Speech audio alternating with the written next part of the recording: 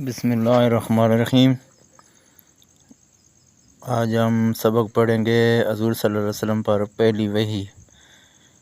جب حضرت جبریل علیہ السلام آئے اور انہوں نے آتے ہی کہا اقرا، یعنی کہ پڑھیے، آپ صلی اللہ علیہ وسلم نے فرمایا میں نہیں پڑھ سکتا، یعنی میں پڑھا لکھا نہیں۔ اس پر جبریل علیہ السلام نے آپ کو سینے سے لگا کر بھیجا۔ آپ فرماتے ہیں انہوں نے مجھے اس طور سے بھیجا کہ مجھے موت کا گمان ہوا۔ اس کے بعد انہوں نے مجھے چھوڑ دیا، پھر کہا پڑھیے، یعنی جو میں کہوں وہ پڑھیے۔ اس پر آپ صلی اللہ علیہ وسلم نے فرمایا میں کیا پڑھوں؟ تب جبریل علیہ السلام نے سورۃ الحلق کی یہ آیات پڑھی۔ ترجمہ: اے پیغمبر صلی اللہ علیہ وسلم، آپ پر جو قرآن نازل ہوا کرے گا آپ نے رب کا نام لے کر پڑھا کیجیے، یعنی جب پڑھیں بسم اللہ الرحمن الرحیم کر پڑھا کریں کیجیے۔ جس نے مخلوقات کو پیدا کیا، جس نے انسان کو خون کے لوتھڑے سے پیدا کیا، آپ قرآن پڑھا کیجیے۔ اور آپ کا رب کو بڑا کریم ہے، جو چاہتا ہے عطا کرتا ہے، اور ایسا ہے جس نے لکھے پڑھوں کو قلم سے تعلیم دی، اور عام طور پر انسانوں کو دوسرے ذریعوں سے ان چیزوں کی تعلیم دی جن کو وہ نہیں جانتا تھا۔ آپ فرماتے ہیں میں نے ان آیتوں کو اسی طرح پڑھ دیا جس کے بعد دو فرشتے میرے پاس سے چلا گیا۔ آپ ایسا لگتا تھا گویا میرے دل میں ایک تحریر لکھ دی گئی ہو، یعنی یہ کلمات مجھے زبانی یاد ہو گئے۔ اس کے بعد آپ صلی اللہ علیہ وسلم گھر تشریف لے گئے۔ بعد روایات میں آتا ہے کہ جبریل علیہ السلام جب غار میں آتے تو پہلے انہوں نے یہ الفاظ کہے تھے، اے محمد صلی اللہ علیہ وسلم، آپ اللہ کے رسول ہیں اور میں جبریل علیہ السلام ہوں۔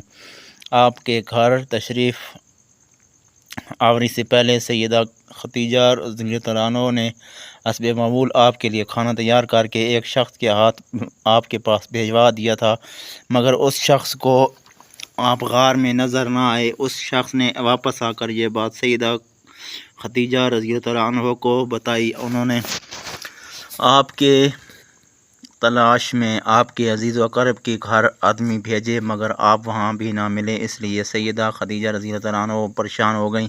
وہ ابھی اسی پریشانی میں تھیں کہ آپ صلی اللہ علیہ وسلم تشریف لے آئے۔ آپ صلی اللہ علیہ وسلم نے جو کچھ دیکھا اور سنا تھا اس کی تفسیر سیدہ خدیجہ رضی اللہ عنہا سے بیان فرمائی۔ حضرت جبریل علیہ السلام کا یہ جملہ بھی بتایا کہ اے محمد صلی اللہ علیہ وسلم، آپ اللہ کے رسول ہیں۔ یہ سن کر سیدہ خدیجہ رضی اللہ عنہا نے کہا آپ کو خوشخبری ہو، آپ یقین کیجئے، قسم ہے اس ذات کی جس کے قبضے میں میری جان ہے، آپ اس امت کے نبی ہوں گے۔ پھر سیدہ خدیجہ رضی اللہ عنہا آپ کو اپنے چچا زاد بھائی ورقہ بن نوفل کے پاس لے گئیں۔ غارے والا سارا واقعہ انہیں سنایا۔ ورقہ بن نوفل پرانی کتابوں کے عالم تھے۔ ساری بات سن کر وہ پکار اٹھے، قدوس قدوس، قسم ہے اس کا ذات کی جس کی قبضہ میں میری جان ہے۔ خدیجہ، اگر تم سچ کہہ رہی ہو تو اس میں شک نہیں، ان کے پاس وہی ناموس اکبر یعنی جبریل آئے تھے جو موسیٰ علیہ السلام کے پاس آیا کرتے تھے۔ محمد صلی اللہ علیہ وسلم اس امت کے نبی ہیں، یہ اس بات پر یقین کر لیں۔ قدوس کا مطلب ہے وہ ذات جو ہر عیب سے پاک ہو۔ یہ لفظ تعجب کے وقت بولا جاتا ہے، جیسے ہم کہہ دیتے ہیں اللہ اللہ۔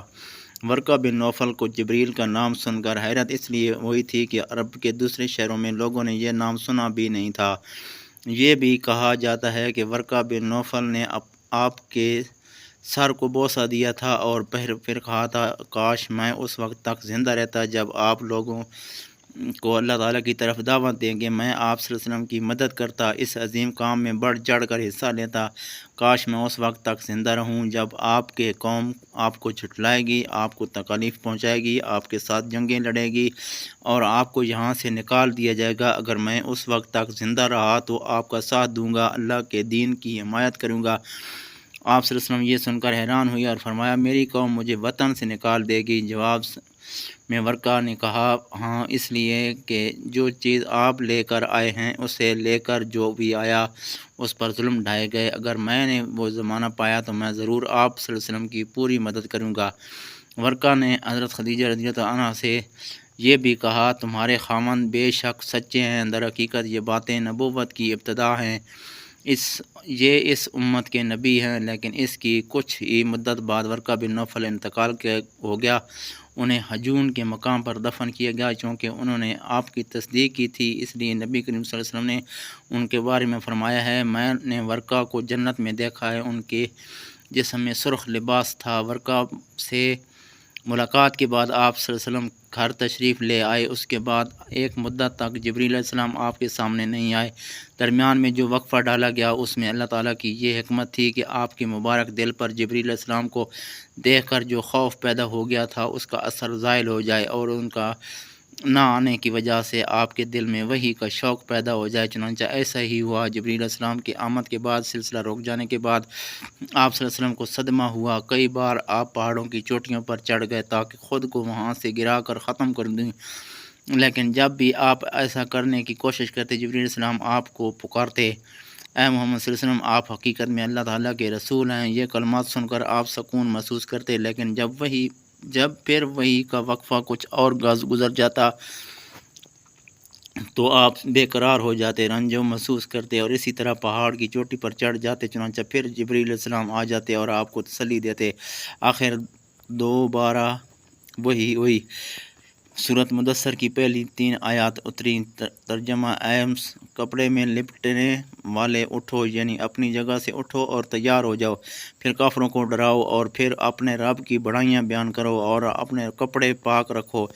اس طرح آپ کو نبوت کے ساتھ تبلیغ کا حکم دیا گیا۔ ابن اسحاق لکھتے ہیں سیدہ خدیجہ رضی اللہ عنہ پہلی خاتون ہیں جو اللہ اور اس کے رسول کے پر ایمان لے آئیں، اور اللہ کی طرف سے جو کچھ حضرت صلی اللہ علیہ وسلم لے کر آئے اس کی تصدیق کی۔ مشرکین کی طرف سے آپ کو جب بھی تکلیف پہنچی، صدمہ پہنچا، سیدہ خدیجہ رضی اللہ عنہ نے آپ کو دلاسا دیا۔ سیدہ خدیجہ رضی اللہ عنہ کے بعد دوسرے آدمی حضرت ابو بکر صدیق رضی اللہ عنہ ہیں جو آپ کے پرانے دوست تھے۔ انہوں نے آپ صلی اللہ علیہ وسلم کی زبان سے نبوت ملنے کا ذکر سنتے ہی فوراً آپ کی تصدیق کی اور ایمان لے آئے۔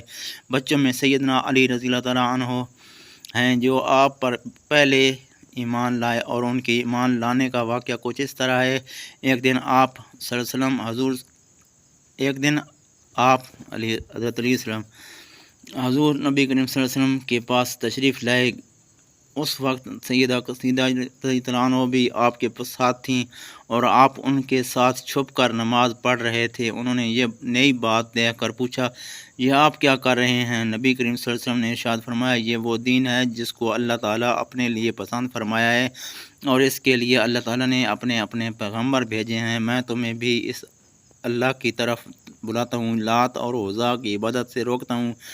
حضرت علی رضی اللہ عنہ نے یہ سن کر عرض کیا، یہ ایک نئی بات ہے، اس کے بارے میں نے آج سے پہلے کبھی نہیں سنا، اس لیے میں اپنے بارے میں ابھی کچھ نہیں کہہ سکتا، میں اپنے والد سے مشورہ کر لوں۔ ان کا جواب سن کر آپ صلی اللہ علیہ وسلم نے ارشاد فرمایا، علی، اگر تم مسلمان نہیں ہوتے تو بھی اس بات کو چھپائے رکھنا ہے۔ انہوں نے وعدہ کیا اور اس کا ذکر کسی سے نہ کیا۔ رات بھر سوچتے رہے، آخر اللہ تعالیٰ نے انہیں ہدایت عطا فرمائی۔ سویرے آپ کی خدمت میں حاضر ہوئے اور مسلمان ہو گئے۔ علماء نے لکھا ہے اس وقت حضرت علی رضی اللہ عنہ کی عمر 7 سال کے قریب تھی۔ اس سے پہلے بھی انہوں نے کبھی بتوں کی عبادت نہیں کی تھی۔ وہ بچپن ہی سے نبی اکرم صلی اللہ علیہ وسلم کے ساتھ رہتے تھے۔ اللہ حافظ۔